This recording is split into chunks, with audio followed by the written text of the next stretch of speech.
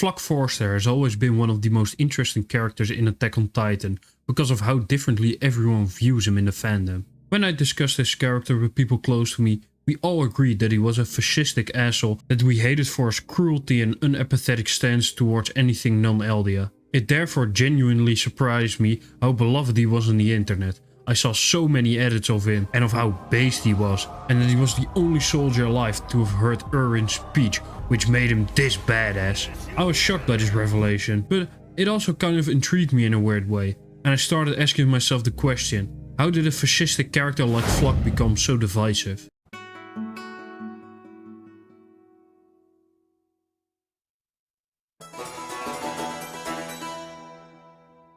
I called Floch a fascist, and I want to substantiate that statement. Fascism is a far-right, authoritarian and ultranationalist movement that rose to prominence in the early 20th century, with some of its most prominent historical leaders being Mussolini and the infamous German mustache man himself. This ideology gains traction by spreading the idea that a nation was once great and powerful, but ever since a certain group of minorities came in, everything went downhill for the nation. The person who spreads this idea sells himself as the only person who can save the nation, which is how they gain the power needed to seize and keep their authoritarian control. When fascism takes power, three main things start to happen: an increase in the country's military presence, the suppression of ideas opposing the current fascistic regime by using threats and violence, and the implementation of a social hierarchy based on things like political ideology, race, sexual orientation, religion, gender, etc.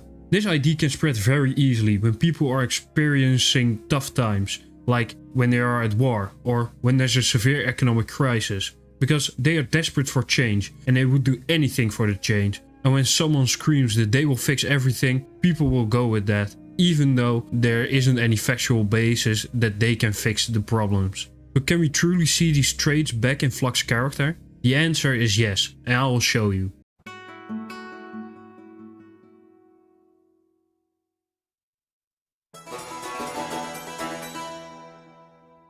The first clue we get to Floch's fascistic traits is in Season 4 during the Liberio raid, where you see him shooting at the people there. The following scene occurs between him and Jean.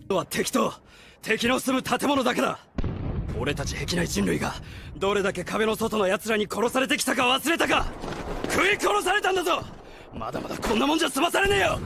お前まだそんなこと言ってんのか。見ろ、エレンは示した。戦えってな。俺たちはただ壁の中で死を待つだけじゃない。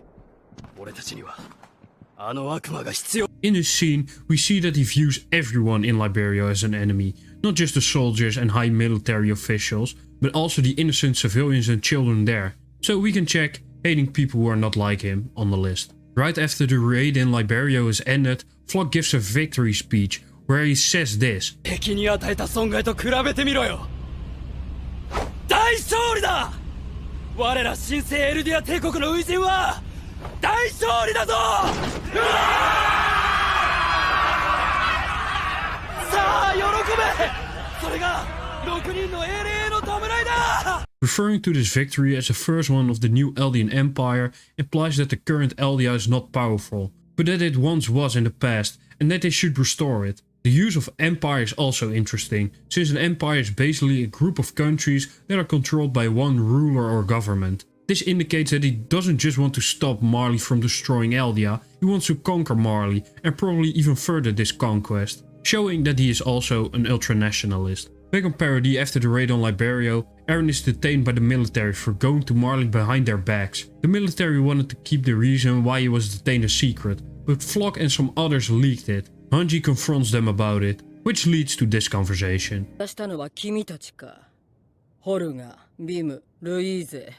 新兵の君たちとフロック。なんでそんなことを？エレンを解放すべきだからです。彼は何も間違ったことをしていない。途方もなく巨大な敵に立ち向かい、勝利を手に入れた。その勝利とは、地ならしという圧倒的な力であり、我々の生存権です。エレンは我々、新生エルディア帝国国民全員の命を救いました。その地ならしが期待通りに機能して、我々を救う保証は何もないんだよ。言ってしまえば、人から聞いた話に過ぎない。エレンを牢に閉じ込めているままだからでしょう。このまま無意に時間を消費する余裕が我々にあるのでしょうか。このままでは先の大勝利が無駄に終わります。この国を導くのはエレン・イェーガーです。今すぐ彼を解放してください。うん。君が正しいのかもしれないね。形はどうであれ、私はジークの作戦を完遂するとの決断を下した。全ては私の責任だ。だからこれ以上勝手な真似は許されない。君たちはエレンの情報を外に漏らした罪で裁かれる。この4人を懲罰房へ。壁中人類の勝利のためなら本望です。Floch views Aaron's actions in Liberia as justified, as he feels Aaron saved everyone in the new Eldian Empire. He also says that Aaron should lead Paradis in the conflict, wanting to give him absolute control over every military action in Paradis. Also, the group he later joins is literally called the Jaegerists.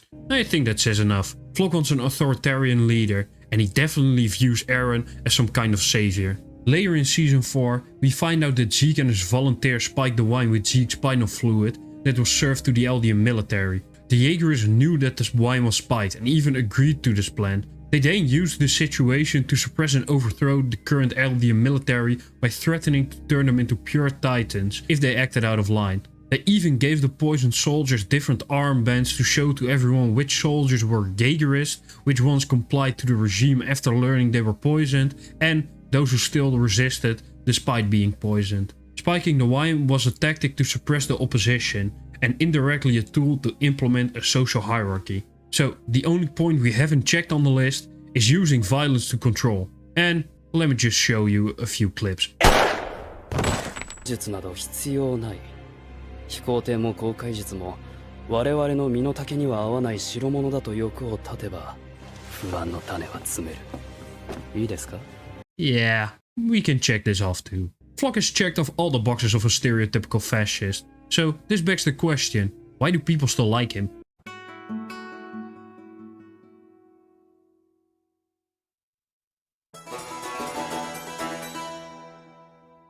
Attack on Titan hammers down a lot on the fact that perspective matters. For one person, an action is seen as saving the world, while for the other, it is seen as an unprovoked attack. The first time we see Floch in the show is right before the return to Shiganshina arc, where he chimes into a conversation our main characters are having about the new recruits and that they have no battle experience. Floch, being a new recruit, argues that they are from the same year and that it might not matter as much since they are taking Walmaria back and that they're finally winning. But John kicks him off his high horse by saying, "You think so?" This startles Floch, but it doesn't fully kill his spirit yet. It might surprise some that he was so positive, but it's important to note that we later learn from Floch at the funeral that the story that persuaded the new recruits to join was, at the least, partially filled with lies and false hope, which is why they got so many new recruits and why most of them were hopeful about the upcoming battle. But those hopes are fully destroyed the next time we see Floch when he, Erwin, Levi and the other new recruits are trapped by the Beast Titan and basically waiting for their deaths. Floch knows that he is going to die and expresses regret for joining the scouts. He believed that he could be the soldier to sacrifice himself so others wouldn't suffer, but now realizing that even if he dies, they will still lose, and his sacrifice would be meaningless. This mindset is also why Erwin's speech convinces Floch to go along with the plan to charge the Beast Titan. Even after considering to flee, Erwin offers him a meaningful sacrifice, which seems better to him than fleeing and dying a meaningless death behind the walls when the Titans finally win the battle. The new recruits charge to their deaths, and the only one to survive that charge is Floch himself. Most people would say that experiencing Erwin's speech and watching everyone else die during this onslaught radicalized him and made him hate Marley. But I would beg to differ. This event plays a big role in his character going forward, that's for sure. But in my opinion, the moment he truly radicalizes is when he finds Erwin's barely alive body. I think most people forget this scene, but it is really important to understanding Floch. When he finds out that Erwin is still alive, he wants to kill him for how he sent them to their deaths. But he then changes his mind, wanting him to live so he can experience more of this hell. But then he sees Levi attacking the Titans and chasing the Beast Titan. And Floch finally realizes something. 巨人を滅ぼすことができるのは悪魔だ。悪魔を蘇らせる。それが俺の使命だったんだ。This is the moment where Floch is fully radicalized. He feels that a devil, someone who has no emotions towards the horror he inflicts, is necessary to win this war. The last scene in season 3 that prominently features Floch is during the memorial of the other fallen recruits, where he states that they should be truthful about the horrors when they start recruiting new soldiers again, or they will end up with a lot of cowards like him in their ranks. Floch goes through a lot this season. He joins the scouts, being led on by their propaganda, and then later realizes during the battle that he doesn't want this and that he's going to die. But then he's the only new recruit that doesn't die during the Battle of Shiganshina, and he sees that Erwin's devilish plan actually saved the island. Floch has seen the worst of humanity, but he has also seen that being the worst is more likely to grant you victory in war. Throughout season 4, Floch becomes a devil himself, doing what he feels to be necessary to win, going into battle, killing, manipulating, suppressing, scheming, planning. He does it all. He's a capable soldier,